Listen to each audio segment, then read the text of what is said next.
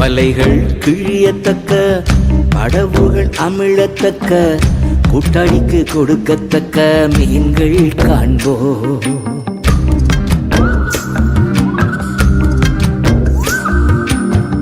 வலைகள் கிழியத்தக்க, படவுகள் அமிழத்தக்க, கூட்டாளிக்கு கொடுக்கத்தக்க மீன்கள் காண்போம். ஒரு மனமாய் உற்சாகமாய் வலைகள் வீசுவோம். ஊரெங்கும் நாடெங்கும் நற்செய்தி சொல்வோம். ஒரு மனமாய் உற்சாகமாய் வலைகள் வீசுவோம். ஊரெங்கும் நாடெங்கும் நற்செய்தி சொல்வோம். எல்லாரும் உட்கார்வோம். இந்த கால வேளையிலே கர்த்தரை ஆராதிக்க வந்திருக்கிறவர்கள் யாவருக்கும் ஆண்டவரும் இரட்சகருமாயிருக்கிற இயேசு கிறிஸ்துவின் நாமத்திலே அன்பான வாழ்த்துக்களை தெரிவித்துக் கொள்கிறேன். கர்த்தருடைய வார்த்தைக்கு நேராய் நாம் பார்க்கலாம். இன்றைக்கு செய்தியின் தலைப்பு 100 மடங்கு. 100 மடங்கு பலன். இந்த நாளின் செய்தியின் தலைப்பு 100 மடங்கு பலன் என்ற தலைப்பிலே ஆண்டவருடைய வார்த்தையை உங்களோடு கூட நான் பகிர்ந்து கொள்ள விரும்புகிறேன். வாசிக்கலாம். லூக்கா எழுதின சுவிசேஷம் 8ஆம் அதிகாரம் 15ஆம் வசனத்தை வாசிக்கலாம். லூக்கா எழுதின சுவிசேஷம் 8ஆம் அதிகாரம் 15ஆம் வசனம். நல்ல நிலத்தில் விதைக்கப்பட்டவர்கள், நல்ல நிலத்தில் விதைக்கப்பட்டவர்கள் வசனத்தை கேட்டு அதை உண்மையும் நன்மையுமான இருதயத்திலே காத்து, அதை உண்மையும் நன்மையுமாய் தன் இருதயத்திலே காத்து பொறுமையுடனே பலன் கொடுக்கிறவர்களாய் இருக்கிறார். பொறுமையுடனே பலன் கொடுக்கிறவர்களாய் இருக்கிறார்கள். அருமையான தேவனுடைய பிள்ளைகளை, ஆண்டவராகிய தெய்வம் உன்னை இந்த கிறிஸ்தவனாக உன்னை அழைத்ததின் நோக்கம் என்ன தெரியுமா? அருமையா, உலகத்தின் மனிதனை போல நாம் ஜீவித்துக் கொண்டிருந்தோம். யாருக்கும் எந்த பிரயோஜனமும் இல்லாத ஒரு மனிதனை போல பூமியிலே வாழ்ந்து கொண்டிருந்தோம். ஆனால் சர்வ வல்லமை உள்ள உன்னை அழைத்ததின் நோக்கம் என்ன தெரியுமா? உன்னை தெரிந்து கொண்டதின் நோக்கம் என்ன தெரியுமா? உன்னை ரட்சித்ததின் நோக்கம் என்ன தெரியுமா? உன்னை அபிஷேகத்தின் நோக்கம் என்ன தெரியுமா? நீ பலன் கொடுக்கிற ஒரு மனிதனாய் பூமியிலே வாழ்ந்து உன் ஓட்டத்தை முடிப்பாய் என்ற நம்பிக்கையோடு கூட கர்த்தர் உன்னை அழைத்து சபைக்குள்ளே உன்னை தேவன் அழைத்து கொண்டு வந்திருக்கிறார். ஒரு சபையின் ஊழியக்காரின் நோக்கம் என்ன தெரியுமா? தன்னிடத்திலே வருகிற ஜனங்களை, தன்னை தேடி வருகிற ஜனங்களை பலன் கொடுக்கிற ஒரு மனிதனாய் அவனை மாற்ற வேண்டும். அதுதான் அந்த ஊழியக்காரனின் நோக்கமாய் இருக்க வேண்டும். அந்த ஊழியக்காரனுடைய பாரமாய் இருக்க வேண்டும். அந்த ஊழியக்காரனுடைய தரிசனமாய் இருக்க வேண்டும். ஆமென். நோக்கம் அதுதான். எவ்வளவு பேர் வருகிறார்கள் என்று முக்கியமல்ல, அருமையான எப்படிப்பட்டவர்களாய் இருக்கிறார்கள் என்பதுதான் முக்கியம். கூட்டம் முக்கியமல்ல, அருமையான தேவனை கூட்டத்தில் வருகிற ஜனங்கள் எப்படிப்பட்டவர்களாய் இருக்கிறார்கள். அருமையான ரட்சிக்கப்பட்டிருக்கிறார்கள், நல்லதுதான். அபிஷேகம் பண்ணப்பட்டிருக்கிறார்கள், நல்லதுதான். கிருபை பெற்றிருக்கிறார்கள், நல்லதுதான். அருமையான வரங்கள் எல்லாம் பெற்றிருக்கிறார்கள், நல்லதுதான். ஆனால் அருமையான பலன் கொடுக்கிறவர்களாய் இருக்கிறார்களா என்ற ஒரு கேள்வியோடு இந்த செய்திக்குள்ள உன்னை கொண்டு போக விரும்புகிறேன். தேவனுடைய பிள்ளைகளை, பலனற்ற ஒரு பெரிய கூட்டத்தை ஆதியாகம புத்தகத்திலிருந்து வெளிப்படுத்தின புத்தகம் வரையிலும் நீங்கள் பார்க்கலாம். பலனற்றவர்கள் காயினும் ஆபேலும் கர்த்தருடைய ஆலயத்துக்கு போனான். அருமையான ஒரே தாயின் வயிற்றிலே பிறந்தவன் தான். ஆனால் காயின் பலனற்றவன். அருமையான ஆபிரகாமோடு கூட பிரயாணம் பண்ணின லோத் தரிசனம் இல்லாதவன், அருமையான ஒரு தூர தரிசனம் இல்லாத மனிதன், உலகத்தை சார்ந்து உலகத்தை அருமையான பிடித்துக் கொண்டவன். உப்பு தூணாய் அவன் மனைவி போனால் அவன் குடும்பம் சாபத்துக்குள்ளே தள்ளப்பட்டது. அடுத்து நீங்கள் தொடர்ந்து வந்தால் அருமையான பலத்த மனிதனாகிய சிம்சோன், அவனை ஆண்டவர் நியாயாதிபதியாய் கர்த்தர் எழுப்பினார். ஆனால் அவன் அந்த இடத்திலே இல்லை. அருமையான ஒரு வேசியை கண்டு அருமையான அவளோடு கூட பாவம் செய்து தரிசனத்தை இழந்து, கிருபையை இழந்து, அபிஷேகத்தை இழந்து அருமையான பெலிஸ்தியருக்கு பரியாச பொருளாய் மாறி போனான். சவுல் கழுதே தேடி போனவனை தேவனாய கர்த்தர் அழைத்து அவனை சமஸ்த இஸ்ரவேலுக்கும் ராஜாவாய் மாற்றினார். அவன் பொன்னின் மேலும் பொருளின் மேலும் ஆசை வைத்து கிருபையை இழந்து பட்டயத்திலே செத்து போனான். அவனும் செத்து போனான். அவன் மகனாகிய யோனத்தானும் செத்து போனான். நிலையாமை தேவன் அருமையான ஒரு வல்லமையான தீர்க்கதரிசியாய் பூமியிலே வைத்திருந்தார். ஆனால் அவனுடைய சீரியத்தின் ஓட்டம் வளர்ந்திருந்தது. அவனும் பட்டயத்திலே செத்து போனான். புதிய ஏற்பாட்டிலே அருமையான நீங்கள் வந்தால் இம்னேயும் அலெக்சாந்தரை குறித்து அப்போஸ்தலனாகிய பவுல் எழுதுகிறார். இவர்கள் விசுவாசம் என்னும் கப்பலை சேதப்படுத்தினார்கள். யூதாசை பற்றி உங்களுக்கு நன்றாய் தெரியும். அருமையான அவன் நான்கு கொண்டு செத்து போனான். அருமையான புதிய ஏற்பாட்டில் ஒரு பெரிய பட்டியலும் இருக்கிறது. தேவனாகிய கர்த்தர் இந்த காலவேளையில இங்கே உட்கார்ந்து இருக்கிற நீ ஆதியில இருந்த நிலை என்ன?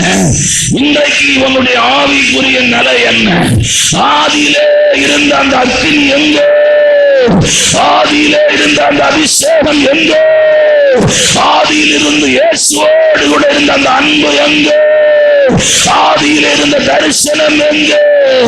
எல்லாவற்றையும் இழந்து இந்த கால வேளையில ஒரு வெறுமையான மனிதனை போல நீ உட்கார்ந்து இருக்கிறாய். அருமையான சும்மா வந்து போகும்படியாய் வந்திருக்கிறாய். கர்த்தருடைய ஆவியானவர் உன்னோடு கூட இந்த கால வேளையில தீர்க்க தரிசனமாய் பேசுகிறார். நீ வரவில்லை, நானே உன்னை இங்கு அழைத்து கொண்டு வந்திருக்கிறேன். நான் உனக்கு கொடுத்திருக்கிற கடைசி சந்தர்ப்பம் இது. இன்றைக்கு நீ மனம் திரும்பாமல் போனால், இன்றைக்கு நீ அருமையான மனம் திரும்பாமல் போனால், பூமியிலே நீ வாழ்கிற நாட்கள் எல்லாம் துக்கத்தோடு, வேதனையோடு, சஞ்சலத்தோடு உன் நாட்கள் தொடரும். உன் வாழ்க்கையின் முடிவும் அப்படியே இருக்கும். இரண்டை நான் உனக்கு சொல்லுகிறேன். நீ மனம் திரும்பினால் கர்த்தருடைய பார்வையில ஒரு மகிமையான மனிதனாய் உன் ஓட்டம் தொடரும். நீ இழந்து போனதை காட்டிலும் மேன்மையானதை கர்த்தர் உனக்கு தருவார். அங்கே வேறு நிலங்களையும் அங்கே எழுதப்பட்டிருக்கிறது. முட்களுக்குள்ளே புதைந்திருக்கிற நிலம் அல்லது முட்களை சுமந்திருக்கிற நிலத்தையும் நீங்கள் அங்கே பார்க்கலாம். அதை வாசிக்கலாம். முள்ளுள்ள இடங்களில் விதைக்கப்பட்டவர்கள், முள்ளுள்ள இடங்களிலே விதைக்கப்பட்டவர்கள் வசனத்தை கேட்கிறவர்களா இருக்கிறார்கள். வசனத்தை கேட்கிறவர்களா இருக்கிறார்கள். கேட்டவுடனே போய் பிரபஞ்சத்திற்குரிய கவலைகளினாலும், பிரபஞ்சத்துக்குரிய கவலைகளினாலும், ஐஸ்வர்யத்தினாலும், சிற்றின்பங்களினாலும் நெருக்கப்பட்டு பலம் கொடாது இருக்கிறார். இங்கே ஒரு நிலத்தை நீங்கள் பார்த்தீர்கள். அந்த நிலம் எப்படிப்பட்டது என்றால் முட்களுக்குள்ளே புதைந்திருக்கிற நிலம். வசனத்தை காட்டார்கள். ஐயோ, வசனத்தை எல்லாம் காட்டார்கள். இந்த நாட்களில் வசனம் விதைக்கப்படுகிறது போல எந்த காலமும் விதைக்கப்படவில்லை. நீங்கள் நெற்றை திருப்பினா நம்ம செய்தியே ஒரு செய்தி கிடக்கும் நினைக்கிறேன். எந்த தலைப்பில் வேணாலும் செய்தி கிடக்கும். நெற்றிலே செய்திகள் வந்து கொண்டிருக்கிறது. காலையில ஏர்லி மார்னிங்ல வாட்ஸ்அப்ல வசனத்தை அனுப்புறவங்க நிறைய பேர் இருக்கிறாங்க நம்ம சபையில. அருமையான தேவனுடைய பிள்ளைகளை எங்கு பார்த்தாலும் வசனம் அருமையான எந்த காலமும் இல்லாத அளவு விதைக்கப்படுகிறது. ஆனால் அது அவருடைய சீரியத்துக்குள்ளே போய் எந்த மாற்றத்தையும் உண்டு பண்ணவில்லை. ஆகவே அந்த நிலத்தை வேதம் எப்படிப்பட்ட நிலம் என்று சொல்லுகிறது? பலனற்றிருக்கிற நிலம். இன்னொரு நிலத்தை குறித்து வேதத்திலே பார்க்கலாம். மலைகளிலே காணப்படுகிற நிலங்கள், அதை வாசிக்கலாம். கற்பாறையின் மேல் விதைக்கப்பட்டவர்கள், கேட்கும் போது சந்தோஷத்துடனே வசனம் சந்தோஷத்துடனே விசுவாசத்தோடு கூட வசனத்தை காக்கிறார்கள். ஆயினும் தங்களுக்குள்ளே வேர்கொள்ளாதபடியினால கொஞ்ச காலம் மாத்திரம் விசுவாசித்து சோதனை காலத்தில் பின்வாங்கி போகிறார்கள். பாறை போன்று இருக்கிற நிலம், பாறையா இருக்கிற நிலம். என்ன பச்சங்க பண்ணுங்க, ஏசுநாதரே வந்துட்டு போனா கூட இவனை திருத்துறது ரொம்ப கஷ்டம். என்ன பண்ணுங்க, கொஞ்ச காலம் நல்ல ரட்சிப்பு அபிஷேகம் எல்லாம் இருக்கும். கொஞ்ச காலம், ஞாயிற்றுக்கிழமை, திங்கள், செவ்வாய், அப்புறம் புதன், வியாழன், வெள்ளியெல்லாம் பார்த்தா ஜபம் இருக்காது, வசனம் வாசிக்க மாட்டான். காலையில் எழும்புறது 8 மணிக்கு எழும்புறான், வசனம் வாசிக்கிறது இல்லை, ஜபம் பண்றது இல்லை. ராத்திரி போகும்போது அப்படியே போய் மெத்தையில விழுந்து அப்படியே படுத்து தூங்கிடலாம். ஒரே ஒரு வார்த்தை கத்து பார்த்துக்கிடுவார். ஆமென். ஆவிக்குரிய நிலைமை வெளியே பார்க்கும்போது ரொம்ப அருமையான ஆச்சரியமா இருக்கிறார்கள். 20 வருஷம் விசுவாசி, 30 வருஷம் விசுவாசி, 40 வருஷமான ஆண்டவரை பின்பற்று. உன்னுடைய பின்பற்றுதல் பலன் உள்ளதா இருக்கிறதா? உன் பின்பற்றுதல் ஜீவன் உள்ளதா இருக்கிறதா? உன் பின்பற்றுதல் பரலோகத்தை அசைக்கத்தக்கதா இருக்கிறதா? உன் பின்பற்றுதல் தேவ பிரசனத்தை கொண்டு வருகிறதா இருக்கிறதா? உன் பின்பற்றுதல் அருமையான பரலோகம் இப்படிப்பட்ட மனுஷனை இஸ்ரவேலுக்குள்ளே நான் பார்க்கவில்லை என்று சொல்லத்தக்க இடத்தை நீ சுதந்திரித்திருக்கிறாயா, தக்க வைத்திருக்கிறாயா? அந்த பிரதர், ஐயோ பார்த்து போய் பழகிடுங்க, பார்த்து நடந்து கொடுங்க, பார்த்து பேசுங்க ஐயா. ஏன்னா அருமையான கற்பாறை போன்றதான இருதயம், கொஞ்சமும் அருமையான ஈரப்பதம் இல்லாது. ஆனா கொஞ்ச காலம் நல்லா இருந்துச்சு, ஆனா இப்ப இல்லையா சோதனை பாடு. ஊழியன்னு சொன்னா சாதாரணமான காரியம் அல்ல. ஊழியன்னா என்ன நினைக்கிறாங்க? அருமையான இது பாடு இருக்கிறது, உபத்திரம் இருக்கிறது, கஷ்டங்கள் இருக்கிறது, நிந்தைகள், அவமானம். வழியில போற நாய் கூட நம்மளை மட்டும் பார்த்து குலைக்கும், வழியில போறவங்க குலைக்காது. நான் அடிக்கடி நினைப்பேன், அந்த ரூட்ல வரும்போது, அந்த கிரேஸ் ரூட்ல அந்த ரூட்ல வரும் நாய் என்ன மட்டுமே துரத்துட்டே. ஆனா எல்லாரும் வண்டியில போறாங்க, அவங்கள துரத்துல என்ன மட்டுமே துரத்து. நான் காலை ரெடியா வச்சிருக்கேன், ஒரு அடி அடிக்குது, கடிச்சாலும் ஒரு அடி அடிச்சு விடணும். எல்லா பாடுகளும் உண்டையா, உபத்திரவம் உண்டு, பாடு உண்டு. சோதனை காலத்துல இந்த நிலம் பலனாற்றி போகிறது. இன்னொரு நிலத்தின் வேதத்திலே சொல்லப்பட்டிருக்கிறது, அதை வாசிக்கலாம். வழி ஓரத்தில் விதைக்கப்பட்டவர்கள், வசனத்தை கேட்கிறவர்களா இருக்கிறார்கள், அவர்கள் விசுவாசித்து ரட்சிக்கப்படாதபடிக்கு பிசாசானவன் வந்து வசனத்தை அவர்கள் இருதயத்திலிருந்து எடுத்து போடுகிறான். அதுதான் சபை கூடுதல் ரொம்ப முக்கியம். ஆவிக்குரிய சபை ரொம்ப முக்கியம். தரிசனம் பெற்ற ஊழியக்காரன் ரொம்ப முக்கியம். கருவை பெற்ற ஊழியக்காரன் ரொம்ப முக்கியம். சபை அக்னியாய் மாற வேண்டும். அருமையான சபை அக்னியாய் இருக்க வேண்டும்.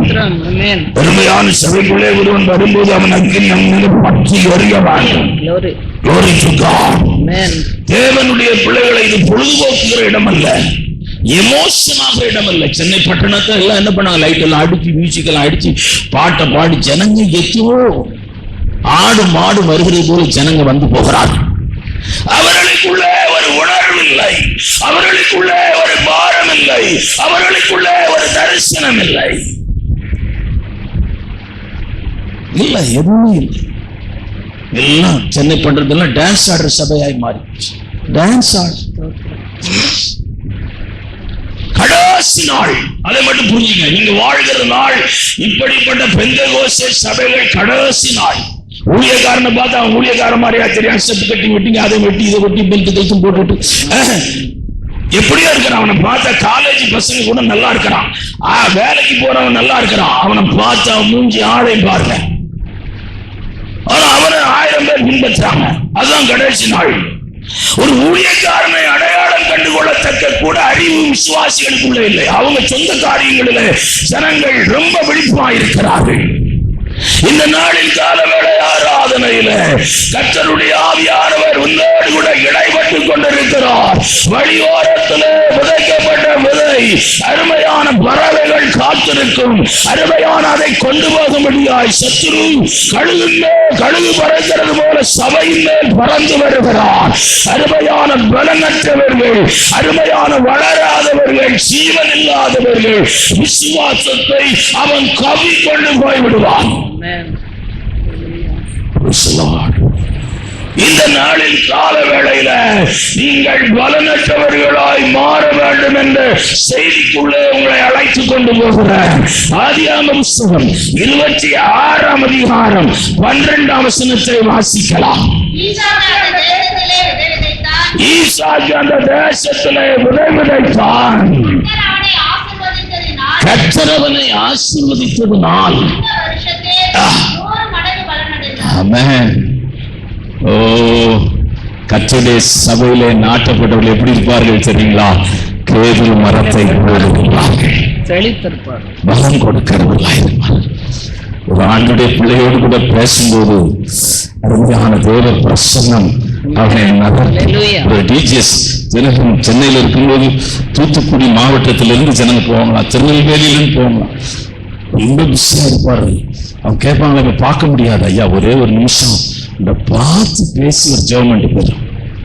அவருக்கு ஆச்சரியம், நம்மளை பார்த்து நம்மகிட்ட பேசி ஒரு ஜெபம் பண்ண இவ்வளவு தூரத்திலிருந்து ஜனங்க வராங்களே, உங்கள்கிட்ட வேற எதையும் நாங்க எதிர்பார்த்து வரல சொல்லுவாங்களா? எந்த உதவியும் எதிர்பார்த்து வரல. தேவனுடைய பிள்ளைகளை, கர்த்தருடைய ஆண்டவர் உங்களை தேவ பிரசன்னமாய் மாற்றுவாரா? தேவ கிருபையாய் மாற்றுவாரோ? தேவ பலனாய் மாற்றுவாரோ? ஒரு வீட்டுக்குள்ள நீங்கள் போகும்போது அந்த வீடு ஆசீர்வதிக்கப்பட வேண்டும். ஒரு குடும்பத்திலே நீங்கள் இருக்கும்போது அந்த அம்மாவுக்கு சாட்சி சொன்னாங்க, அந்த அம்மா அந்த குடும்பத்துக்கு அருமையான பலன் கொடுக்கிற ஒரு தாய். வேற பிள்ளைங்க எல்லாம் அங்க இருக்கிறாங்கன்னா அவங்க இருக்கும் வரையிலும் உள்ள அந்த மகிமை தான். அதுக்கப்புறம் அந்த மகிமையை அந்த குடும்பத்துக்குள்ளேயோ சபைக்குள்ளேயோ ஊழியத்துக்குள்ளேயோ கொண்டு போக என்றால் அதை போல மாற முடியாவிட்டாலும் அருமையான தேவனுடைய பிள்ளைகளை தேவனை போல மாற பிரயாசப்படலாம். சொல்லிட்டாங்க 9:30 வரணும். அம்மா நீ 9:30 வரணும். அவங்க சும்மா சொல்லல, 9:30 மணிக்கு வந்து அந்த அம்மா ஜெபம் பண்ணது போல ஜெபம் பண்ணணும். சாட்சி சொன்னா மட்டும் போதாது, ஜெபம் பண்ணணும். இந்த சபை தான் ஜெபம் பண்ணணும். சபையில உட்கார்ந்து ஜெபம் பண்ணணும். நீ நினைக்கணும், எங்க அம்மா விட்டு போன அந்த இடத்தை நான் நிரப்புகிறேன். நீங்கள் பலனற்ற பலனுள்ளவர்களாய் மாற வேண்டும். நீங்க எவ்வளவு வருஷம் வாழ்கள். எனக்கு கடந்த நாள் கேபி யோகனா இறந்து போயிட்டார். உங்களுக்கு அவரை பற்றி ரொம்ப தெரியாது, தமிழ்நாட்டில் தெரியாது. ஆனால் எனக்கு ஆச்சரியமான ஒரு விஷயம் என்னவென்றால், இவ்வளவு பெரிய 225 நாட்டிலே ஒரு மனுஷனை கொண்டு இவ்வளவு பெரிய ஊழியத்தை ஆண்டவர் செய்ய முடியுமா? எனக்கு ரொம்ப ஆச்சரியம். மெடிக்கல் காலேஜ் வச்சிருக்காரு, இன்ஜினியரிங் காலேஜ். ஐயோ, பணமோ இடமோ ஒண்ணுமே அவங்களுக்கு குறையவே இல்லை. சிவகாசியும் தமிழ்நாட்டில இருந்து அவருக்கு பைபிள் காலேஜ் நடத்தக்கூடாதுன்னு பெர்மிஷன் கொடுக்கல. கேரளாவில் நீங்க இடம் வாங்கக்கூடாதுன்னு கேரளா நோட்டீஸ் அனுப்பிச்சிட்டு, இங்க 1 சென்ட் கூட இடம் வாங்கக்கூடாது. கேரளாவில் 1 மில்லியனோ 2 மில்லியன் ஜனங்க இருக்கிறாங்களாம். அவர் செய்தியை கேட்கறது. ஆத்மீக யாத்திரைன்னு ஒரு ப்ரோக்ராம் இருக்கு, ரொம்ப நல்ல பேச. அமெரிக்கா தேசத்தில் ஒரு பெரிய சபையின் போதகராக இருக்கிறார். எனக்கு அதுதான் ரொம்ப ஆச்சரியம். ஒரே ஒரு மனுஷனை தேவன் அழைத்து அவனை அபிஷேகித்து அவன் மேல கிருபைகளை வைத்து இவ்வளவு பெரிய காரியங்களை செய்ய முடியுமா? தண்டவாளத்தில் சாக போன ஒரு மனுஷனை அழைத்து தேசத்தை அசைத்திருக்கிறோம். அருமையான தேவனுடைய பிள்ளையே, இந்த கால வேளையிலே உண்மையிலே தேவன் ஒரு மகிமையான கிருபையை வைக்க போகிறார். இந்த செய்தியின் முடிவிலே உண்மையிலே தேவன் ஒரு விசேஷித்த அபிஷேகத்தை வைக்க போகிறார். உண்மையிலே தேவன் வைக்க போகிற அழைப்பு மகிமையானது, மேன்மையானது, விசேஷமானது. ஆமென். நீங்கள் எதிர்பார்த்து கொண்டே இருங்கள். செய்தியின் வேளையில் உங்கள் கவனங்களை சிதறடிக்க விடாதபடி செய்திக்கு நேரால் உங்கள் கவனமெல்லாம் இருப்பதா? முதலாவது கடின இருதயங்கள் உடைக்கப்பட வேண்டும். நீ இருதயம் தான் ரொம்ப ஜனங்கள். நீங்கள் யாத்திரையா புஸ்தகம் 7ஆம் அதிகாரம் 13ஆம் வசனம், யாத்திரையா புஸ்தகம் 7ஆம் அதிகாரம் 15ஆம் வசனம், யாத்திரையா புஸ்தகம் 9ஆம் அதிகாரம் 34ஆம் வசனம், யாத்திரையா புஸ்தகம் 10ஆம் அதிகாரம் 2ஆம் வசனம். கர்த்தர் சொல்லியிருந்தபடி பார்வோனின் இருதயம் கடினப்பட்டது. ஐயா, எத்தனையோ அற்புதங்களை அவன் பார்த்தான்.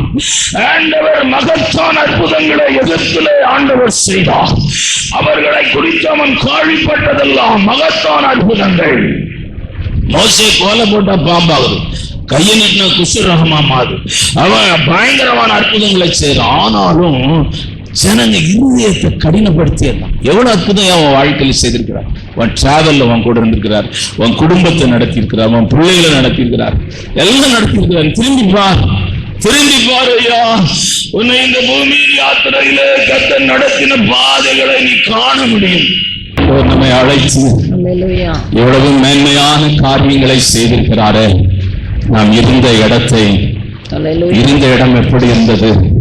எல்லாரும் நம்மை கைவிட்டு விட்டார். என்னை வீட்டை விட்டு விரட்டும் போது பேசி ஒரு சட்டை தான் போடுறது. முழு பைபிள் கூட என் கையில் கிடையாது. ஏசு வேணுமா இல்ல வேலைக்கு போறியா? போய் எங்க ஊருக்கு வந்திருக்கிறார் ஜெயமூர்த்தி, அந்த சந்தை மாட்டில் பில்லு போடுற ஒரு வேலை எனக்கு கிடைச்சு. சொல்லியிருக்கிறேன், நீ காலையில போய் சேர. கொஞ்ச நாள் பேங்க்ல ஒரு வேலை, ஒரு அட்டெண்டர் போல வாங்கி தரேன். எங்க அண்ணன் சொல்லிட்டு போயிருக்கிறான். நான் வரும்போது இந்த முடிவிலே நீ எந்த மாற்றம் இருந்தாலும் வீட்டை விட்டு வெளியே போயிடும். பிச்சை எடுக்கும்போது இந்த வீட்டுக்கு மாத்திரம் வரக்கூடாது, பிச்சை எடுக்க யோசிச்சு பாருங்க. கத்த செய்த நன்மைகள் ஏராளம். ஊருக்கு போகும்போது என் கார்ல அவன் முன்னாடி உட்கார்ந்து இருந்தான். அவன் நினைப்பான், என்னடா இவ்வளவு காஸ்ட்லி கார்ல தம்பி வாரா, இது யார் காரணம் கூட நினைச்சிருப்பான் அவன். என்ன அவனை வேணும்னே முன்னாடி உட்கார வச்சேன். என் ஆண்டவர் நல்லவர், என் ஆண்டவர் அதிசயமானவர், என் ஆண்டவர் அற்புதமானவர். கர்த்தர் உனக்கு செய்த நன்மைகளை பார்க்க முடியும். கர்த்தர் உனக்கு செய்த உதவிகளை பார்க்க முடியும். முடியுமாயா? இங்கிலீஷ் ஒண்ணுமே எனக்கு தெரியாது, உங்களுக்கு நல்லா தெரியும். வெள்ளக்காரன் சபையில பிரசங்கம் பண்ணுங்க, இந்த அம்மா தான் டிரான்ஸ்லேட் பண்ணுகிறாங்க. எவ்வளவு வெள்ளக்காரன் சபையில சூத்திரம். நான் நினைப்பேன், ஞானிகளை வெட்கப்படுத்தும்படி பைத்தியங்களை தெரிந்து கொள்ளுகிறார். பலமுள்ளவர்களை வெட்கப்படுத்தும்படி பலவீனமானவர்களை தெரிந்து கொள்ளுகிறார். உள்ளவைகளை அவமாக்கும்படி வெளிவானவைகளை மர்மமானவைகளையும் கர்த்தர் தெரிந்து கொள்ளுகிறார். ஒரு மீன்பிடிக்கவன் பிரசங்கிக்கிறான். முதல் சுவிசேஷகன் அவன் தான். அவனுடைய சுவிசேஷத்திலே 3000 பேர் ரட்சிக்கப்படுகிறார்கள். இந்த கால வேளை ஆராதனையிலே தேவனுடைய பிள்ளையே, உன் இருதயத்தை ஒரு காலம் கடினப்படுத்தி விடாதே. வாசிக்கலாம். ஏசாயா தீர்க்கதரிசன புத்தகம் 29ஆம் அதிகாரம் 11ஆம் வசனம், மத்தேயு எழுதின சுவிசேஷம் 15ஆம் அதிகாரம் 8ஆம் வசனம், மார்க் எழுதின சுவிசேஷம் 7ஆம் அதிகாரம் 6ஆம் வசனம். இந்த ஜனங்கள் தங்கள் வாயினால் என்னிடத்தில் சேர்ந்து தங்கள் உதடுகளினால் என்னை கனம் பண்ணுகிறார்கள். உதடுகளினால் என்னை கனம் பண்ணுகிறார்கள். இருதயமோ எனக்கு தூரமாய் விலகி இருக்கிறது. அவர்கள் எனக்கு அவன் கேட்கிறானே, தகப்ப ஈசா கேட்கிறானே, சத்தமோ யார் சத்தம்? யாக்கோபின் சத்தம். உடையோ ஏசா சத்தம் வச்சாலும் நல்லதான் இருக்கு. அந்நிய பாஷை பேசுறது, ஆவியில் நிறைய பாட்டுக்கிட்டுலாம் பாடுறது, கிட்ட இருக்கிற ஒரு இடி கூட இடிச்சுக்கிட்டு எல்லாம் பண்றதெல்லாம் பார்க்கறது சரியா இருந்தது. இது எல்லாம் சத்தத்திலேயும் உதடுகளிலும் தான் இருக்கிறது. உள்ளவா எப்படி இருக்கு? தூரமா இருக்கிற. எங்கேயோ விட்ட, நீ எங்கேயோ போயிட்ட. இப்ப எங்க உட்கார்ந்து இருக்கிற தெரியுமா? நீ கடலின் ஆழத்திலே, கப்பலின் அடித்தட்டிலே, ஏசி ரூம்ல நல்ல படுத்து தூங்கிட்டு இருக்கிற.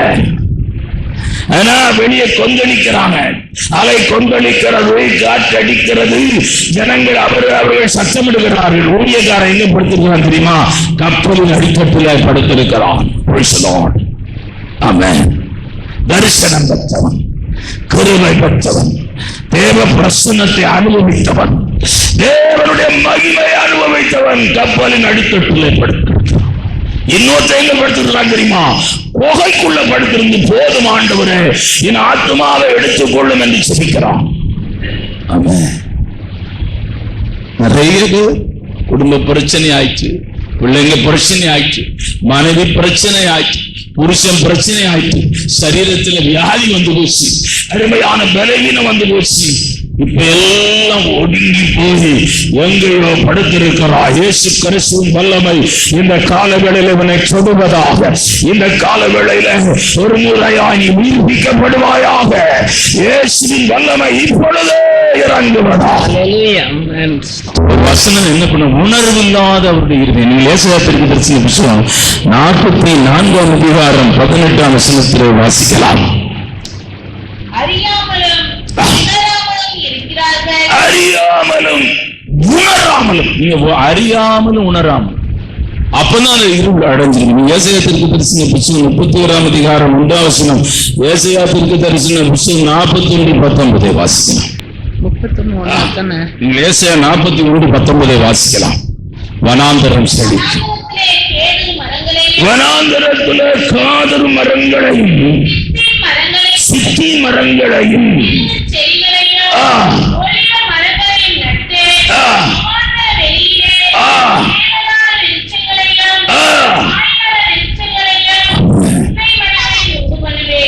ஆண்டவர் வாக்கு பண்றாரு. வனாந்தரத்துல நான் வனாந்தரத்தை செழிக்காப்புன்னு சொல்றாரு ஆண்டவர். உன்னை பார்த்து சொல்றாரு, உன் கல்லான் இருந்து உடைச்சி சதையான இருதயத்தை நான் மாற்றும்படியா விரும்புகிறேன். இந்த காலங்களில உன் இருதயம் மாற்றப்படும், உன் ஆவியா மாற்றப்படும், உன் சரீரம் மாற்றப்படும். அருமையான கர்த்தருடைய பிள்ளைய, உன் இருதயம் மாற்றப்படும். உன் கடினமான சுவாபங்கள், அருமையான விட்டு கொடுக்க முடியாத சுவாபங்கள், மன்னிக்க முடியாத சாபங்கள், கசப்புகள், வெறுப்புகள் எல்லாம் இந்த காலவேளையில மாறும். அருமையான இயேசுவை போல ஒரு இருதயம், பரிசுத்த ஆவியானவரை போல ஒரு இருதயம், அருமையான தேவ மனுஷர்களை போல ஒரு இருதயம் உனக்குள்ளே இந்த காலவேளையில சிருஷ்டிக்கப்படுகிறது. ஆமென். ஹல்லேலூயா. சிருஷ்டிக்கப்படுகிறதையா உன்னை ஆண்டவர் எப்படிப்பட்ட மனுஷனாய் மாற்ற தெரியுமா? புதிய மனுஷனாய். ஆமென். பழைய மனுஷன் எப்படிப்பட்டவனா இருந்தான்? கசப்பு, வெறுப்பு, பகை, மன்னிக்க முடியல, கசப்பை மறக்க முடியல. சண்டை வந்து 1962 இருந்து ஸ்டார்ட் பண்றாங்க. இது எப்படி இந்த ஆள் பரலோகத்துக்கு போவான்? கசப்பு இருக்குது, வெறுப்பு இருக்குது, விட்டு கொடுக்க முடியாத தன்மை இருக்குது, எல்லாம் இருக்குது. மன்னிக்க முடியாது. எதோ மனுஷன் இதை மன்னிக்க மாட்டான், நீ மன்னிக்க வேண்டாம், நிறையத்துப்போம். ஆராதனை, பாட்டு, ஜபம், அந்நிய பாஷையெல்லாம் உன்னை நிறையத்துக்கு தான் கொண்டு போவோம். உங்களுடைய நாமத்துல தீர்க்க தரிசனம் உரைச்சவமே, உங்களுடைய நாமத்துல அதை செய்யமே ஆண்டவர் நீ அக்கிரமம் செய்தார் அகன்றுவோம். அற்புத அடையாளங்கள் எல்லாம் கண்டு நீங்க ஒண்ணு மயங்காதீங்க. அற்புத அடையாளம் எல்லா இடத்துலயும் நடக்குது. அற்புத அடையாளம் திருச்செவ சபையில மட்டும் நடக்கல, பேய் திருச்செவ சபையில மட்டும் ஓடல, எல்லா இடங்களையும் அற்புத அடையாளம் எல்லாம் நடக்குது. இதை காட்டு நம்ம சேர்ற காட்டுல அவன் பயங்கரமா செய்யறான். இப்படி கைய வைத்துனா திருநீர் வரும், வாய ஆடு பழந்தா லிங்கம் வரும். ஆமா, அவனை தரிசிக்க ஐஏஎஸ் ஆபீசர்லாம் லைன்ல நிக்கிறான். அவனுக்கு காலில் பிளஸிங் பண்றான். ஊட்டியில உட்கார்ந்துட்டு ஒரு சேர்ல ஜாமியார் தேடி போறவன் எவ்வளவு பேர் இருக்கிறான்னு நினைக்கிறீங்க? லட்சம் பேர் இருக்கிறாயா? ஆனால் கிறிஸ்துவ வாழ்க்கையில, கிறிஸ்துவ மார்க்கத்துல இருக்கிற ஒரு பெரிய மேன்மை என்னவென்றால், எல்லா மார்க்கத்திலும் எல்லா சாமியார் இடத்திலும் அருமையான இல்லாத ஒரு மேன்மை என்னவென்றால், சபை பரிசுத்தத்தை மையமாய் வைத்து போராடுகிறது. ஜனங்களை பரிசுத்தத்துக்கு நேராய் நடத்த போராடுகிறது. அவர்களை புதிய மனிதர்களாய் உருவாக்க அப்போஸ்தலனாகிய பவுல் நான் கர்ப்ப வேதனைப்படுகிறேன் என்று எழுதுகிறான். இதுதான் மற்ற மார்க்கத்துக்கு, முஸ்லிமா இருக்கட்டும், கிறிஸ்தவனா இருக்கட்டும், எந்த மார்க்கமா இருக்கட்டும், சபைக்கு இதுக்கு நம்ம அங்க அற்புதம் நடக்கும், இங்கே நடக்குது. உன் உடையெல்லாம் மாற, அவங்க உடை வேற. கருப்பு பருதா போட்டு வராங்க இந்த வெயில்ல, 105 டிகிரில நான் பாக்குறேன் கருப்பு பருதா போட்டு வராங்க. எல்லாம் அந்த பரிதாபத்தை வந்து பார்த்தா அது திக்னஸே அரைஞ்சிருக்க முடியும். அப்படி வரலாம். மார்க்க மதங்களில ஒரு இவ்வளவு பெரிய கர்ப்பன் எடுத்து தலையில கட்டணும். அவங்க கட்ட விட்டா விடுவீங்களா?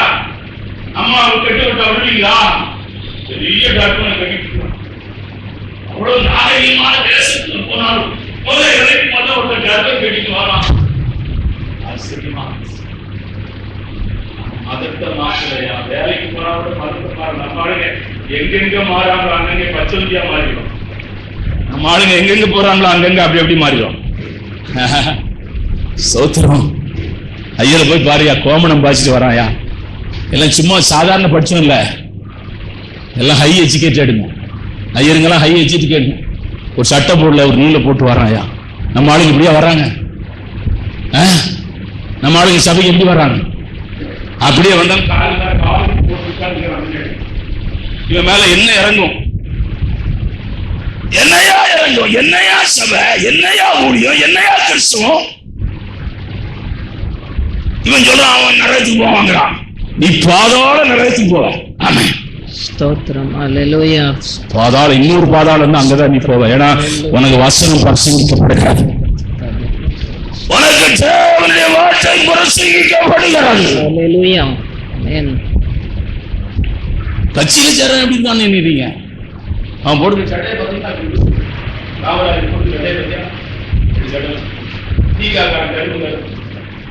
அந்த அம்மா டாக்டர் அவங்க 2 பேரும் டாக்டர். நான் மேடையில பார்க்கறேன் 2 பேரும் கருப்பு ட்ரெஸ் போட்டு இருக்கிறான். கடவுள் இல்லவே இல்லைன்னு பிரச்சனை பண்றான். இந்த ட்ரெஸ் அவங்க கல்யாணத்துக்கு போட்டு போறாங்கயா. கல்யாண வீட்டுக்கு கருப்பு ட்ரெஸ் போட்டு தள்ளு போறாங்க. அதுக்கு அவன் கவலைப்படாது. ஆமென், ஆமென், ஆமென். கர்த்தர் உன்னை பார்க்கிறார். கர்த்தர் உன்னை கவனிக்கிறார். கர்த்தருடைய பார்வை உன்மேல இருக்கிறது.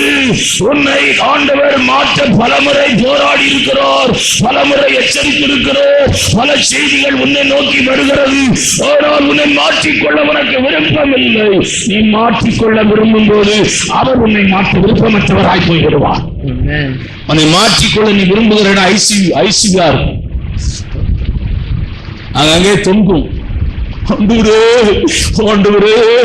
சொல்ல முடியாது, ஏன்னா வாய்ப்பு நீட்டி போயிட்டு. உன்னை மாற்றிக்கொள்ளுகிற நேரம், இந்த நேரம் உனக்கு கொடுத்த இந்த காலத்துல நீ மௌனமாயிருந்தால் யூதருக்கு ரட்சிப்பும் சகாயமும் ஒரு வழியாய் வரும். இந்த கால வேளையில கடின இருதயத்தை மாற்றி பலன் கொடுக்க இருதயமாய் அருமையான மாற்றுபடியாய் தான் இயேசு இந்த உலகத்துக்கு வந்தார். பரிசுத்த ஆவியானவர் இந்த உலகத்துக்கு வந்தார். வசனம் இந்த உலகத்தில், வசனம் இந்த பைபிள் உன் கையில கொடுக்கப்பட்டிருக்க நோக்கம் அதுதான். Glory to God. இரண்டாவது இருதயத்தை நீங்கள் வேதத்திலே வாசித்தாலும் சுருக்கமா போயிடுவேன். இவ்வளவு நேரம் கொஞ்சம் அதிகமாய் பேசினால் இனிமேல் செய்திகள் வாசிக்கலாம். லூக்காவின் சுவிசேஷம் 5ஆம் அதிகாரம் 4, 5 வாசிக்கலாம். அவர் போதகம் பண்ணி முடித்த பின்பு சீமோனை நோக்கி ஆழத்திலே தள்ளி கொண்டு போய் மீன் பிடிக்கும்படி உங்கள் வலைகளை போடுங்கள். ஆழத்திலே கொண்டு போய் மீன் பிடிக்கும்படி வலையை போடு. அப்ப நீ என்ன ஆகும்னா நிறைய பலம் கிடைக்கும். போட்டெல்லாம் மீனால நிரம்பும். உனக்கு எல்லா ஆசீர்வாதம் உண்டாகும். Spiritual and material. ஸ்பிரிச்சுவல் ஆசீர்வாதம் வேணுமா, மெட்டீரியல் பிளெஸிங்ஸ் வேணுமா, அருமையான இந்த ஆசீர்வாதங்கள் எல்லாம் நீங்கள் ஆழத்துக்கு போக வேண்டும். உன் ஜபத்தை கொஞ்சம் ஆழப்படுத்து. உன் தியானத்தை கொஞ்சம் ஆழப்படுத்து. உன் ஆராதனையை கொஞ்சம் ஆழப்படுத்து. ஆமென். ஆழப்படுத்து. ஜெபிக்கிறவர்களுக்கு டைம் வந்து 10 o'clock கிடையாது. ஜெபம் பண்றவங்களுக்கு டைம் வந்து 9:39. ஜெபம் பத்தி 9:30. நான் கிளம்புறதுக்குள்ள அவர் அங்க இருக்கிறார். நான் ஜெபம் பண்ணுங்க பிரதர்ட்ட. ஜெபம் பண்றவங்களுக்கு ஆராதனை 10 மணி கிடையாது. ஆமா, உன் ஆராதனையை பலப்படுத்து, தியானத்தை பலப்படுத்து, எல்லாம் பலப்படுத்து. ஆழத்துக்கு போ. ஆண்டவர் பேசுற சத்தம் கேட்கும். ஆண்டவர் பிரசன்னத்தை உணர முடியும். ஆண்டோடைய மகிமை உணர முடியும். பேய் பேய் பேய்னே சொல்லிட்டுக்கிறான். வர்ற ஊழியக்காரன் கண்ணை மூடி திறந்து விசுவாசி வீட்டுல சொல்றான் இருள் வருக்குதுங்கிறான். இந்த ஜனங்க சரியில்லை. எப்படி ஒரு விசுவாசி வீட்டுல பேய் உள்ள வந்து உட்கார்ந்து இருக்கும்? ஒரு கிறிஸ்துவ வீட்டுல எப்படியா இருக்கும்? அவனும் சொல்றான், ஒண்ணு தகுடு வச்சிருக்கிறாங்க, மந்திரம் வச்சுக்கிறாங்க, 6 நாள் வரணும், உபவாசம் பண்ணணும். மாயத்தக்காரர்கள் எல்லாம் இருக்கிறாங்க. இஸ்ரவேலுக்கு விரோதமான குறிச்சொல்லுதலும் இல்லை, மந்திரமும் இல்லை. எப்பொழுது உன் விசுவாசத்தை ஆழப்படுத்து, உன் நம்பிக்கையை ஆழப்படுத்து, உன் வசன தியானத்தை ஆழப்படுத்து, உன் தரிசனத்தை ஆழப்படுத்து, உன்னுடைய ரட்சிப்பை ஆழப்படுத்தையா. 6 மணிக்கு எழும்பு, 5 மணிக்கு எழும்பு சோத்திரம் பண்ணு, சோத்திரம் சொல்லு. பைத்தியமா தெரியும் ஐயா, வைத்தியமா தெரியா. ஆனா பெரிய எழுப்புதல் மூலமா தேசத்துக்கு வரையா, சபைக்கு வரையா, ஊழியத்துக்கு வரையா, தேசம் அசைக்கப்படுவியா. ராதா ராக்கா சந்தா ராக்கா பவுனி ஹalleluya. உன்னாலமான இடத்துல போய் வளைய போ. அவன் யாரு தெரியுமாயா? அவனுங்க இயேசுநாதருக்கு சம்பந்தம் இல்லாத ஒரு ஆளையா. அப்பதான் முதல் முறையாய் பார்க்கிறான். பார்த்து ஒரு பக்கத்துல போய் வலைய போடுன்னு சொன்னாதானே அவன் வலைய கொஞ்சம் போட்டு மீனெல்லாம் பிடிச்சிட்டு வருவான். கூட இருக்கிறவங்க நினைப்பாங்க, இந்த பேதுரு போட்ல நின்றுட்டு இவ்வளவு திமிரா அவர் பிரசங்கம் பண்றாரு நினைச்சிருப்பான் பக்கத்துல. ஏன்னா அவன் போட்ல தான் நிக்கிறான், அவருக்கு இவன் யாரும் தெரியாது, அவருக்கு தெரியும் யாருன்னு. ஆனா அவனுக்கு இவர் யாரும் தெரியாது. போட்டை கேட்டான், கொடுத்தான். வலையெல்லாம் பெருமையா இருக்குது, அருமையான மீன் அகப்படவில்லை, தன்னோடு கூட வேலை செய்யணும், கூலி கொடுக்கணும், எல்லாம் சாயங்காலமானா எல்லாம் சம்பளம் போடணும், அருமையான செக்கு கொடுக்கணும், அருமையான எதுவுமே இல்லை, வெறுமையாய் நின்று கொண்டிருக்கிறான். ஆனால் ஆண்டவர் நன்றி உள்ளவர். பார்த்துடுங்க, நீங்க ஆண்டவருக்கு ஒண்ணு செய்தீங்கன்னா அவர் நன்றி உள்ள ஒரு தெய்வம். பார்த்துடுங்க, இந்த போட்டு தான் கொடுத்தான், ஆனா அவருக்கு மீன் கொடுத்தாரு. ஒரு மீன் கொடுத்தாரு. பக்கத்துல உள்ளவனெல்லாம் கூப்பிடுறான், வா என் போட்ல. அன்னைக்கு ராத்திரி வலைய போட்டு மீன் கிடைக்காதவன்லாம் அங்கங்கே அருமையான சோர்ந்து போய் நிற்கிறான். அவன் சவுண்ட கொடுக்குறான், வா என் போட்டு நிரம்பிச்சு, உன் போட்டுக்கு வரட்டும். ஆண்டவருடைய அற்புதம் அப்படிப்பட்டதாய் தான் இருக்கும். அருமையான கொஞ்சம் மீன் கொஞ்சம் அப்பத்தை தான் இவன் கொடுத்தாயா. ஆனா அந்த பையன் போகும்போது கூட சுமந்து கொண்டு போகிறான். இந்த அற்புதம் மகா பெரியது, இந்த தெய்வம் மகா பெரியவரையோ. Hallelujah. Amen. Praise the Lord. ஆழத்துக்கு போகணும். இருதயம் எப்படின்னா ஆழமா போகணும். சாரி கடையில் ஆழமா போகும். ஐயா அவன் மேடம் இது நியூவா வந்து அதே எல்லாம் அவன் வாழ்க்கையை வெறுத்து பின்னாடி நிற்கிறான். அவன் பார்க்கறான், இது நல்லா இருக்குமேன்னு கேட்கறான். உன என்ன தெரியும், எடு கடைசி சொல்றாங்க, இங்க ஒண்ணுமே நல்லா இல்ல, அடுத்த கடைக்கு. அவன் போன கூட அவன் என்ன மாதிரி திட்டுவான்னு நினைக்கிறீங்க? சாவுக்குறாய் காலையில கடை திறந்த உடனே வந்து உயிர் எடுக்க வந்திருக்கு. ஐயா, ஒரு துணி எடுக்கிறதுல இவ்வளவு பிரச்சனை இருக்கு. ஒவ்வொரு இடத்துலையும் போய் பாத்தீங்கன்னா, இப்ப ஸ்கூலுக்கு +2 ஃபார்ம் வாங்கியிருப்பாங்களே, 35,000 ரூபாய் ஃபார்ம் வாங்கி எந்தெந்த காலேஜில் கொடுத்தானோ அவ்வளவு ஃபார்மை வாங்கி நிரப்பி போட்டு அங்கே போய் நடந்து அந்த முகாம் இந்த முகாம் எல்லாம் போய் எல்லாம் எப்படியாவது கொம்ப பிடிச்சோம்னு நினைக்கிறாங்க. அருமையான தேவனுடைய பிள்ளைகளை நீட் தேர்வு எழுதினவங்க லட்சம் அருமையான தேவன் எப்படியாவது பிடிச்சிடணும். கர்த்தருடைய பிள்ளைகளுக்கு கர்த்தர் வச்சிருக்கிற பாதை, நீங்கள் கர்த்தருடைய சத்தத்தை கேட்டால் ஆழத்துக்குள்ளே போனால் மீன் கிடைக்கும். மீன் கிடைக்கியா? ஒருத்தர் கேட்டேன், இடம் கிடைச்சிச்சா? இந்தியாவில் இடம் கிடைக்கல, ஆனா நாசால இடம் கிடைச்சிருக்கு. அவன் ஸ்பான்சர் பண்ணிட்டான், நாசாக்காரன் ஃபிளைட் டிக்கெட்ல இருந்து எல்லாம் பண்ணிட்டான். எனக்கு இப்படிப்பட்ட ஒரு ஸ்டூடெண்ட் வேணும்னு கேட்கிறான். அந்த ஃபார்ம் உன் பிள்ளைக்கு வந்திருக்கு. ஆமா, நாசால நீ உன் பிள்ளை வேலை செய்யுதுன்னா நீ இங்க கார்ல வர வேண்டாம், ஹெலிகாப்டர் அங்க வந்து நின்று அப்படி இங்க உள்ள வரலாம். ஆமா, நாசால வேலை செய்ய கார்ல வர வேண்டாம், எங்கேயாவது அந்த டிரான்ஸ்போர்ட் சிட்டில ஹெலிகாப்டர் நிறுத்திட்டு வரலாம் ஆட்டோல. கர்த்தர் மகிமையானதை செய்வாராக, மேன்மையானதை செய்வாராக. ஆண்டவரே, மனுஷ சத்தம் அல்ல, உம்முடைய சத்தத்தை கேட்க என்னை ஒப்புக் கொடுக்கிறேன். என்னோடு கூட நீர் பேசும். நீர் என்னோடு கூட பேசுகிற தெய்வம். ஆண்டவர் பேசினார். போய் அவனை வெளியே போய் சொல்றாரு, வானத்தின் நட்சத்திரங்களை போர் சொல்றாரு. அருமையான நான் உன் சந்ததியை இவ்வளவாய் பெருக பண்ணுவேன். நீ உன்னை நான் ஆசீர்வதிக்கும்படி அழைத்திருக்கிறேன். அவன் தகப்பவர் விக்கிரக ஆராதனைக்காரன். ஆனா கர்த்தர் அவனை அழைத்து விசுவாசத்தின் தகப்பனாய் மாற்றினார்.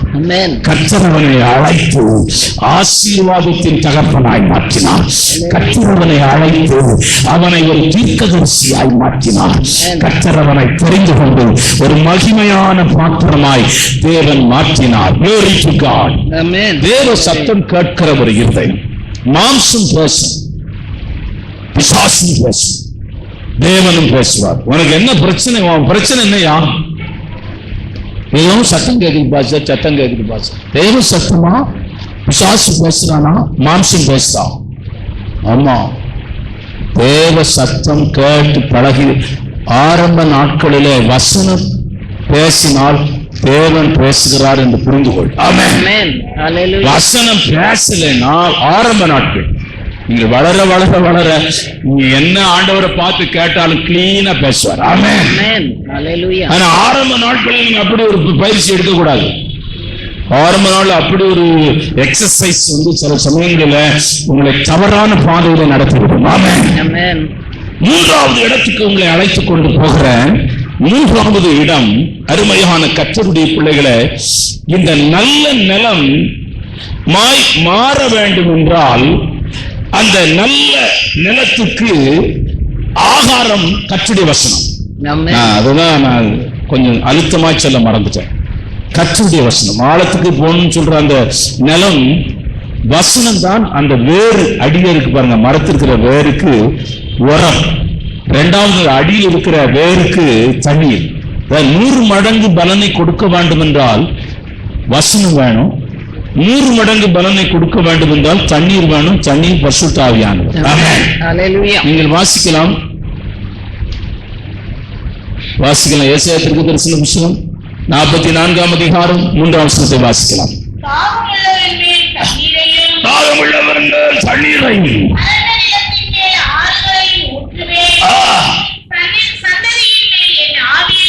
என் ஆவியை ஊற்றுவேன். பரிசுத்த ஆவியானவர். அந்த வேர்ல வசனமும் ஓரமும் தண்ணீரும் போனா நிச்சயம் 100 மடங்கு பலம் கொடுக்கையா. அந்த இடம் நல்ல நிலமா மாறினையா. மூன்றாவது பரிசுத்தாவின் அபிஷேகம் ஒரு மனுஷனுக்குள்ள இறங்கினா நல்ல நிலமா மாறிவாயா. ஆவியான இறங்கிட்டா, ஆவியான இறங்கிட்டா மாறிடுவாயா. அவன் பேச்சு மாறிடும், அவன் சிந்தனை மாறிடும், அவன் உணர்வு மாறிடும், அவன் எண்ணம் மாறிடும், அவன் பிரிய மாறிடும், அவன் செயல்பாடு மாறிடும். ஆவியானவங்க இறங்கினா, ஆவியானவருக்குள்ள நீங்க நடக்கிற ஒரு அனுபவம் உங்களுக்கு வேணும். பசுத்தாவி. எவ்வளவு நேரம் நீங்க அபிஷேகம் பெற்றவங்க அந்நிய பாஷையில போய் ஜெபம் பண்றீங்க? எவ்வளவு பேர் ஜெபம் பண்றீங்க? நான் ஒரு முறை சங்கர் மதுரையில அவரு பார்க்க போயிருந்தேன். ஏன்னா நான் அவர் என் கூட என் சைக்கிள் அவரை ஏற்றி கிராமமா நான் போயிருக்கிறேன். ஒரு பிராமின் கன்வெர்ட். அவர் பெரிய அதிகாரியா இருந்து அந்த வேலையை விட்டுட்டு ஊழியத்துக்கு வந்தவர். அவர் இங்க சிவகங்கை பக்கமெல்லாம் போயிருக்கிறேன். சரி, அவர் பெரிய ஆளாயிட்டார். சரி, இந்த ஜிப்மர் கேம்பஸ்ல தான் அவர் இருந்தார். நான் போய் பார்க்க போனேன். அவர் பாப்பாரா என்ன, சரி தெரியல, நம்ம வந்துடலான்னு போனா கட்டி பிடிச்சிட்டாரு. நான் சொன்னேன், என்ன தெரியுதா உங்களுக்கு கேட்டேன். உங்களை எப்படி மறக்க முடியும்னு சொல்லி கொஞ்சம் பேசின பிறகு ஜெபம் பண்ணலாமான்னு கேட்டான். சரி, ஜெபம் பண்ணலாமே. நீங்க நான் துவக்கத்துல இருந்து ஒரு 1 hour அந்நிய பாஷையில தான் பேசினதை நம்ப அந்நிய பாஷை பேசிட்டு ஆமேன்னு சொன்னார். அப்பதான் எனக்கு தெரியுது, அந்த ஆவியானவர் அந்த அபிஷேகத்தை நிறைஞ்சு ஜெபம் பண்ற ஜெபம் சாதாரண ஜெபத்தை காட்டி வல்லமையா. நல்ல அபிஷேகத்தை ஜெபம் பண்ணுங்க. உங்க வீட்டுக்காரர் உங்க பக்கத்துல கூட வரமாட்டார். சண்டையா கிராமத்துல வந்து ஏசி ஏற்றுக்கொண்டு இந்த அம்மா அந்நிய பாஷை பேசுறத கேட்டா, ஐயோ அவங்க மேல சாமி வந்திருக்குதுங்க, அந்த வீட்டுக்கு சண்டைக்கு போகாதீங்க, அது நமக்கு வந்து பாதிப்பு உண்டாயிருக்கிறார். நடந்த சம்பவம். ஒரு அம்மா பிடிச்சிட்டான் திருடன், செயினை பறிக்கிறது, கழுத்தை பிடிச்சி இழுக்கிறான். 3-4 பேரு. இந்த அம்மா என்ன பண்ணாங்கன்னா அந்நிய பாஷையில ஜெபம் பண்ணாங்க. நீ என்னதான் உண்மை நடந்து சொன்னாங்க. அந்நிய பாஷையில ஜெபம் பண்ணாங்க. அந்த அம்மாவை தூக்கணும் தலையில போட்டு ஓடுறாங்களாம். இது நம்ம கேட்காத ஒரு வார்த்தையா இருக்குது. ஏதோ ஒரு மந்திரம் பண்றாங்க. உண்மையிலே நடந்து நீ அந்நிய பாஷை பேசுங்க. பக்கத்து வீட்டுக்காரன் நமக்கு கொடுத்துருக்கிற பட்டம் பைத்தியக்காரன். ரொம்ப நல்லது. பைத்தியக்காரன் பக்கத்துல எவனா வருவானா? வரவே மாட்டான். யாரும் நம்ம கிட்ட வர மாட்டாங்க. நல்ல அந்நிய பாஷை பேசுங்க, ஜெபம் பண்ணும். இந்த பைத்தியக்காரமா பேசுங்க, அவனே கத்து மாற்றுவார். ஆமென். நீ யாத்தியாய் போய் உலக ஜனங்களை பூமி ரட்சிக்கப்பட்டீங்களான்னு கேட்டா அந்த வார்த்தை அவனுக்கு புரியுமா? ஞானஸ்நானம் பெற்றீங்களான்னு கேட்டா அவருக்கு புரியுமா? அபிஷேகம் பெற்றீங்களான்னு கேட்டா அவனுக்கு ஒண்ணுமே அப்படி ஒரு வேர்டு டிக்ஷனரி, தமிழ் டிக்ஷனரியிலே கிடையாது. ஆமென். ரட்சிக்கப்பட்டீங்களான்னு தமிழ் டிக்ஷனரியில போய் பார்த்தா அப்படி ஒரு வார்த்தை கிடையாது. ஞானஸ்நானம் பெற்றீங்களா கிடையாது. அபிஷேகம் பெற்றீங்களா? நடைமுறையில் அப்படி ஒண்ணுமே கிடையாது. கடவுளை தேடினீங்களா, கடவுளை கும்பிட்டீங்களா, கடவுள்கிட்ட போனீங்களா, இதெல்லாம் நடைமுறை வார்த்தை. ஆனா நமக்கு நம்ம எல்லாம் கொஞ்சம் மாறு கட்டி பேசுறோம். ஆமென். ஆமென். ஆமென். ஆமென். ஆகவே இந்த மரத்திலே இது நல்ல 100க்கு 100 பலன் கொடுக்க வேண்டும் என்றால், இந்த நிலம் நல்ல நிலமாய் மாற வேண்டும் என்றால், அருமையான வசனம் என்னும் அருமையான உரம் இதிலே போடப்பட வேண்டும். இது நல்ல நிலமாய் மாறி 100 மடங்கு பலன் கொடுக்க வேண்டும் என்றால், இந்த வேரிலே பசுத்தாவியானவருடைய தண்ணீர் ஊற்றப்பட வேண்டும். இது 100 மடங்கு பலனை பெற்றுக் கொள்ள வேண்டும் என்றால், அருமையான 3வது இடத்துக்குள்ள உங்களை கொண்டு போக விரும்புகிறேன். 3வது இடம் வாசிக்கலாம், வசனத்தை வாசிக்கலாம். ஏசாயா தீர்க்கதரிசன புத்தகம். பரிசுத்தாவியா நிறைய வசனம் இருக்கு, வாசிக்கலாம். பராமரிக்கப்பட வேண்டும். நல்ல நிலத்திலே இருக்கிற முதல் காரியம் என்ன? வசனம். அந்த நிலம் உழுது, டிராக்டர்லாம் வச்சு உழுது அந்த கடினத்தன்மை மாற்றப்பட வேண்டும். 2வது அந்த இடத்துக்கு என்ன செய்ய வேண்டும்? ஆழமாய் தோண்டி உரமிட வேண்டும். அதை தோன்றது எல்லாமே அந்த கடினமான பகுதிகள் எல்லாம் மாற்றும். 2வது ஒரு விவசாய இடத்துக்கு கொண்டு போற. 2வது அங்கே நடப்பட்டிருக்கிற செடிக்கு தண்ணீர் தேவை, உரம் தேவை. 3வது அருமையான பராமரிக்கப்பட வேண்டும். அதோடு மிச்சம் பராமரிக்கப்பட வேண்டும். நீங்க போய் வயல்ல போய் உழுது எல்லாம் பண்ணி விதைச்சிட்டு வீட்டுல வந்து படுத்து தூங்குனீங்கன்னு வச்சுங்க, மாடு மேய்ஞ்சிட்டு போய் பராமரிக்கப்படும். ஒரு கிறிஸ்தவனுடைய ஆவிக்குரிய வாழ்க்கை பராமரிக்கப்பட வேண்டும். எந்த பகுதி? அவனுடைய ஆவிக்குரிய பகுதி, ஆத்மாவுக்குரிய பகுதி, சரீரத்துக்கு. இது பராமரிக்கப்பட வேண்டும். சும்மா நீ ஜெபம் எல்லாம் பண்ணிட்டு இருக்க கூடாது. பராமரிக்க. இப்ப நான் இன்னைக்கு எப்படி இருக்கிறேன்? என்னுடைய ஸ்பிரிச்சுவல் லைஃப், என்னுடைய ஆவிக்குரிய வாழ்க்கை இன்னைக்கு எப்படி இருக்கிறது? என்னுடைய ஜெப வாழ்க்கை எப்படி இருக்கிறது? என்னுடைய அருமையான ஆராதனை எப்படி இருக்கிறது? என்னுடைய பரிசுத்தமான ஜீவியம் எப்படி இருக்கிறது? என்னுடைய பக்தி எப்படி இருக்கிறது? எனக்கு இருந்த வைராக்கியம் எப்படி இருக்கிறது? கர்த்தருக்காய் நான் பாராட்டுகிற வைராக்கியம் அளவுகோல் எப்படி இருக்கிறது? இது எல்லாம் நீங்க பராமரிக்க தான் பாஸ்டிங் பிரேயர், ஜெபம், ஆராதனை, கூட்டம், காலையில சாயங்காலம். நான் யாரு இல்லாட்ட கூட தனியா கர்த்தரை ஆராதிப்பேன். நான் அப்படி பழகிட்டேன், பிராக்டிஸ் பண்ணிட்டேன். நானே பாட்டு பாடி ஆண்டவரை ஆராதிப்பேன். ஏனென்றால் அருமையான மகிமையின் மேல் நீங்கள் மகிமை அடைவீர்கள், பரிசுத்தத்தின் மேல் பரிசுத்தம் அடைவீர்கள், சுத்திகரிப்பின் மேல் ஒரு சுத்திகரிப்பு உங்களுக்குள்ளே உண்டாய்க்கொண்டு. ஆமென். அடிக்கடி உங்களை சீர்தூக்கி பார்க்க வேண்டும். எனக்கு என்ன குறை இருக்குது ஆண்டவரே? உண்மை வேதனை உண்டாக்கும்படி என்னிடத்துல என்ன இருக்கு? இது நீங்க பார்க்கணும். நீங்க சங்கீதம் 139:24, 139:23 வாசிங்க. முடிச்சார். அப்படியே வேதனை உண்டாக்கும் வழி என்னிடத்தில் உண்டோ என்று பார்த்து நித்திய வழியிலே என்னை நடத்தும். ஆண்டவரே, நான் என்ன தப்பு செய்யறேன்னு எனக்கு தெரியலப்பா. ஆனா உங்களுக்கு தெரியும்பா. பவுல் சொல்றான், எனக்கு தெரியல, ஆனாலும் நான் நீதிமான் இல்லைங்கிறான். ஆமென். ஆமென். எனக்கு தெரியல, நான் என்ன தப்பு செய்தேன்னு தெரியல, ஆனால் நீதிமான். நான் சொல்றேன், உங்களை நீங்கள் ஆராய்ந்து பார்க்கும்படி அப்படி ஒரு நேரம் இருக்க வேண்டும். பாஸ்டர் ஜீவானந்தம் அவர் கூட ரொம்ப நாள், அவர் கூட நிறைய பேர் இருந்தாலும் அவரும் என்னை சரியா மறந்துட்டார். அவர் கூட ஜெபம் பண்ணும்போது அவர் அழுகிற ஒரு வார்த்தையை நான் பார்க்கிறேன். ஆண்டவரே, நான் பிரசங்கம் பண்ணப்பா, தப்பாய் நான் பேசியிருந்தேன், என்ன மன்னியப்பா, மணின்னு சொல்லி அவர் 1 மணி நேரம் 2 மணி நேரம் இப்படியே சொல்லி ஜெபம் பண்ணிட்டே இருப்பார். ஆண்டவரே, நான் பேசினது ஏதாவது தப்பு இருந்தா மன்னிச்சிருப்பா. இப்போ அவனுடைய சமூகத்தில் நின்று நான் பிரசங்கம் பண்ணப்பா, ஏதாவது பரியாசம் பண்ணியிருந்தா என்ன மன்னியப்பா, மன்னிப்பா மன்னிப்பா. இப்படி அழுதுகிட்டே இருப்பார். கண்ணில் 2 கண்ணில் இருந்து கண்ணீர் வடியும். ஆண்டவரே, என்னை மன்னியும், என்னை மன்னியும், என்னை மன்னியும், என்னை மன்னியும் ஐயா. நான் பேசினது யாரையாவது காயப்படுத்தி இருந்தால் என்னை மன்னியப்பா. நான் பேசினது யாரையாவது வேதனைப்படுத்தி இருந்தா என்ன மன்னியப்பா.